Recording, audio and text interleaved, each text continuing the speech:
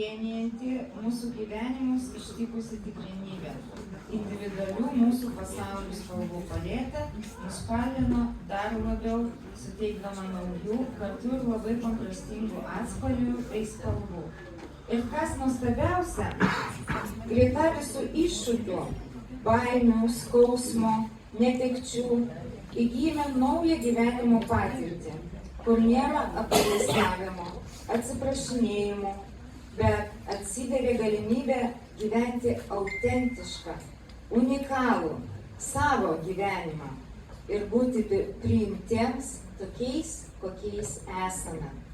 Be to, turėti tikrą, autentišką santykį su savo artimaisiais, atrasti naujas bendruomenės, mėgautis gyvenimu, jo teikiamomis galimybėmis.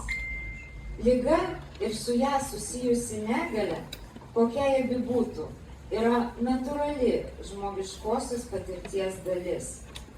Man išsėtinė sklerozė tapo ir naujos laisvės pradžia. Laisvės būti savimi, drąsos kovoti dėl žmonių su negalia teisių. Tad švęskime autentiškai save, nepaisant, bet ir neišvengiamai kartu su išsėtinė sklerozė.